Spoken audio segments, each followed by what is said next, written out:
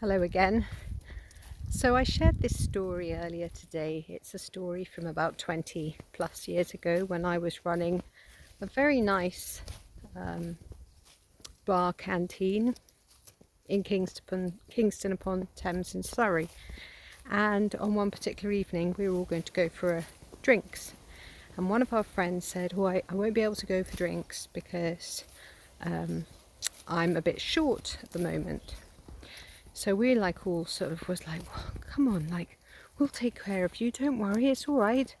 We'll make sure things are covered. You come with us and we'll take care of things. So we all went out for a drink, and this particular friend was bought drinks by all of us. We all made sure that she was okay, that she had her drinks, and she had a good night. At the end of the evening, we all went home. We got a good night's sleep. The following day, or the next day, she popped out in her break and came back with this shoebox, and inside was a rather magnificent pair of boots that even I myself would not have bought myself at the time, given the expense. And yet I was the manager and I was earning considerably, probably more money than she was at the time, I assume. I didn't actually know how much she was earning at the time. I should have done, but I don't remember. And I thought to myself, what's going on here? And our friends looked around. I was like, oh, that's interesting. It's like, we thought you were skint. We thought you were short. She goes, yeah, I was short. It's because I've been saving up for these boots and I really wanted them. And so I couldn't spend any money on drinks. Now, the moral of the story, it's not that this friend lied, but she wasn't completely truthful. She wasn't completely clear with her intentions.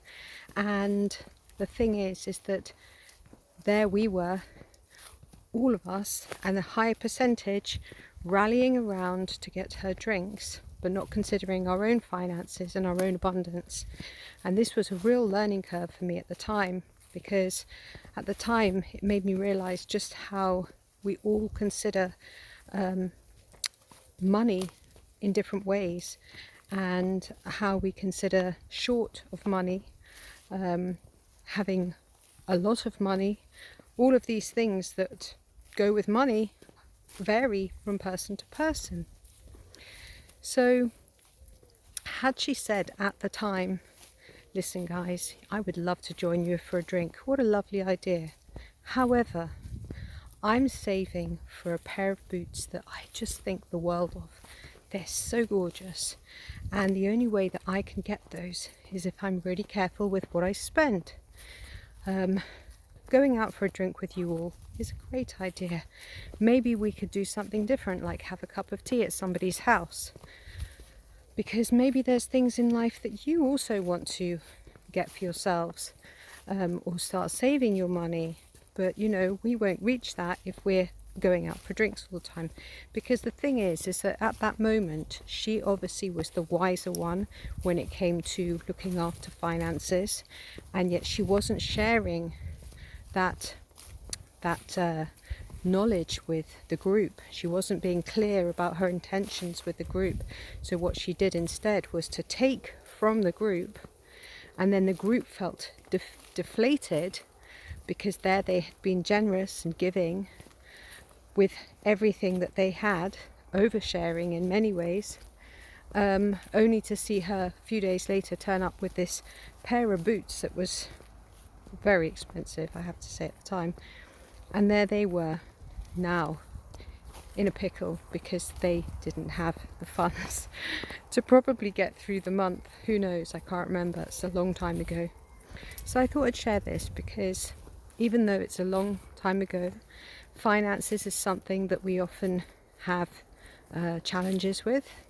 And at the moment I'm doing a finance course, so these sort of stories to do with finances are popped up again in my memory. It's like, oh yes, I remember that was a very valuable lesson that I learned at that time.